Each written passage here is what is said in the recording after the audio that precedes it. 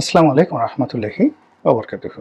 সম্মানিত দর্শক, পবিত্র ঈদুল ফিতর নিয়ে এবছর যে মাতামাতি হচ্ছে, পক্ষে বিপক্ষে যে সকল কথাবার্তা হচ্ছে এবং এই উৎসবকে কেন্দ্র করে বাংলাদেশে যে নজিরবিহীন ঘটনা, দুর্ঘটনা এবং যা কিছু ঘটছে, এটি এই বাংলায় আমরা কখনো কল্পনাও করতে পারিনি। ঈদের দিন সেই রাষ্ট্রীয় প্রযোজনায় শিল্পকলা একাডেমিতে নৃত্য, গীত, সঙ্গীত আয়োজন হবে। ইসলামী, কৃষ্টি এবং কালচারে এইরকম ঘটনা দেখিনি। কিংবা যারা কখনো নামাজ কালাম পড়েনি, ধাক্কা দিয়ে পশ্চিম দিকে ফেলে দিলেও যারা রাগ হয়ে পূর্ব দিকে চলে যেত, তারা দুনিয়ার যে কোনো জিনিস তারা খাবে, যে কোনো জিনিস তারা বলবে, কিন্তু লা ইলাহা ইল্লাল্লাহু মুহাম্মাদুর রাসূলুল্লাহ এই শব্দগুলো উচ্চারণে যাদের বাধা ছিল, যাদের মুখে রুচিতে এই সকল বক্তব্য আসতো না, এখন তাদের মুখেই দেখা যাচ্ছে যে ইসলামের অমীয় বাণী আমাদেরকে শুনতে হচ্ছে।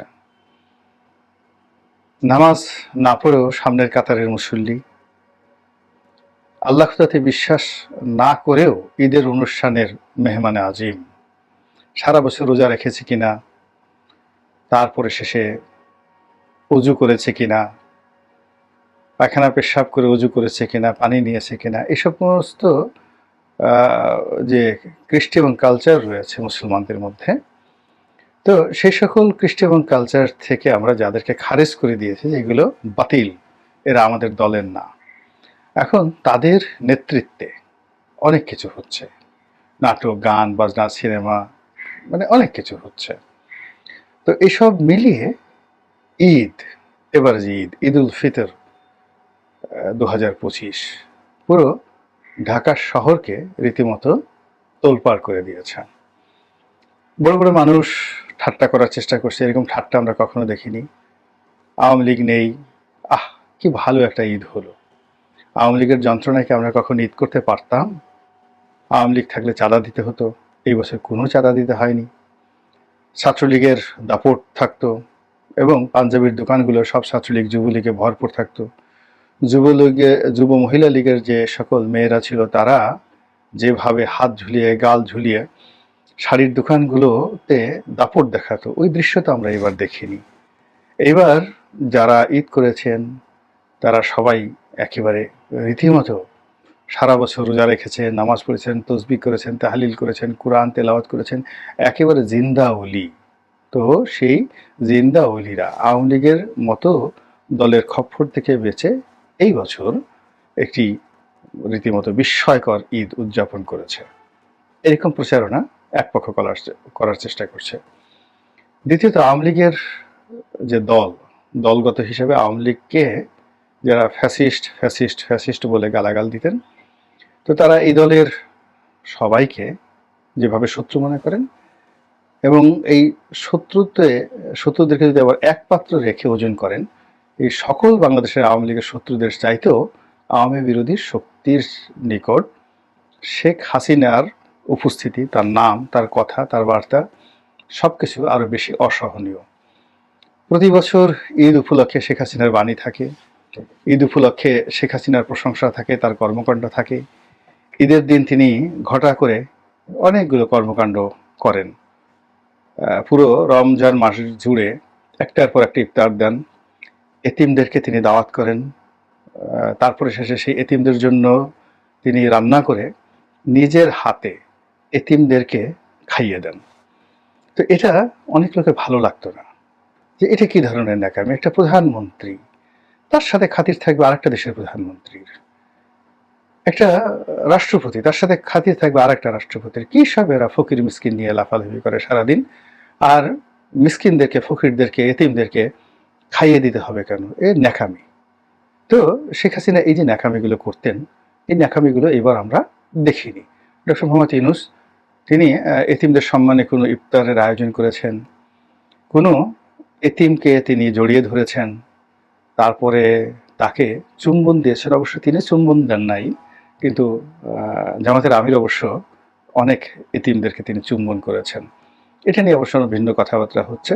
তো যাই হোক, এখন ডক্টর মোহাম্মদ ইউনূস যেহেতু শেখ হাসিনার জায়গাতে আছেন, তিনি এতিমদেরকে এইভাবে শেখ হাসিনার মতো করে দাওয়াত করেননি, কিংবা তার অনুগত সাংবাদিক, তারপর সাহিত্যিক, বুদ্ধিজীবী, প্রফেসর, তারপরে অর্থনীতিবিদ, রাজনীতিবিদ, প্রায় সবার সম্মানে প্রতিদিন গণভবনে এক একটি ইফতার করে তিনি রাষ্ট্রের অনেক টাকা নষ্ট করেছেন এবং পুরো রাজনৈতিক অঙ্গনকে একটা রমরমা ঈদের আমেজে পরিণত করেছেন। এই জিনিসগুলো আমরা এবার দেখিনি। ফলে কি হলো, অনেক রাষ্ট্রের টাকা বেঁচে গেছে। এখন সেই টাকা দিয়ে আরেকটা পদ্মা সেতু হয়তো করা যাবে। মাওয়া ঘাটে যেটা পদ্মা সেতু শেখ হাসিনা করে গেছেন তার অ্যাগেনস্টে এখন মানিকগঞ্জে হয়তো আরেকটা পদ্মা সেতু করা যাবে এই রোজার মাসে শেখ হাসিনার এই অপচয় থেকে, যাকে বলা হয় টাকা রোধ করে। 2 নম্বর হলো যে এই রোজার মাসে কতগুলো বিষয়, ইলেকট্রিসিটি, তারপর শেষে বেগুনের অভাব, তারপরে পেঁয়াজের অভাব, এই বিষয়গুলো নিয়ে শেখ হাসিনা জাতিকে বিভিন্ন সময় কথাবার্তা বলতেন। তো আলু দিয়ে বেগুনি তৈরি করা, এই জিনিসগুলো বলতেন, যেগুলো এবার ডক্টর মোহাম্মদ ইউনূস বলেননি। তিনি তার মতো করে গিয়েছেন এবং চীন দেশে গিয়ে তিনি সেখানে বৈঠক করেছেন। এবং চীনে যখন তিনি ছিলেন, তিনি রোজা ছিলেন কি না সেটা বলতে পারবো না। এবং চীনের অনেক ঐতিহাসিক মসজিদ আছে বেইজিংয়ের, তিনি কোনো মসজিদ পরিদর্শনে গিয়েছেন কিনা তাও বলতে পারবো না। ওখানকার বাঙালি কমিউনিটি, যেটা শেখ হাসিনা কোথাও গেলে বাঙালি কমিউনিটির সঙ্গে বসেন, তো তিনি সেখানে যারা বাঙালি কমিউনিটি রয়েছেন, বেইজিংয়ে রয়েছেন, বা তিনি যে শহরে গিয়েছিলেন সেই শহরে যে বাঙালি রয়েছে তাদের সঙ্গে তার কোনো যোগাযোগ হয়েছে কিনা বলতে পারবো না। তো সব মিলিয়ে সচরাচর ঈদকে কেন্দ্র করে গত 15 বছর ধরে শেখ হাসিনার জমানাতে যে সকল দৃশ্য হয় পুরো রমজান জুড়ে, সেটা যেমন হয়নি, আবার ঈদের দিনকে কেন্দ্র করে যা হয় তাও হয়নি। ঈদের দিনে শেখ হাসিনার সঙ্গে দেখা করতে যে পরিমাণ লোক গণভবনে যেতেন, তার 100 ভাগের 1 ভাগ লোকও এইবার ডক্টর মোহাম্মদ ইউনূসের সঙ্গে দেখা করতে যাননি। এবং ডক্টর মোহাম্মদ ইউনূস এই উপলক্ষে একটা চমৎকার ভাষণ দিয়েছেন। তিনি বলেছেন, ঈদ বা এই পবিত্র মাহে রমজান এটা এত গুরুত্বপূর্ণ যে এখানে কেবলমাত্র শুভেচ্ছা বিনিময় করলে হয় না, কোলাকুলি করতে হয়। তো তিনি সবার সঙ্গে কোলাকুলি করেছেন, একটা ব্যতিক্রমধর্মী, এবং তিনি ছিলেন বেশ উচ্ছ্বসিত। তাকে বিজয়ী মনে হয়েছে, যথেষ্ট বিজয়ী মনে হয়েছে, আত্মপ্রত্যয়ী মনে হয়েছে এবং বিশ্বাসী মনে হয়েছে।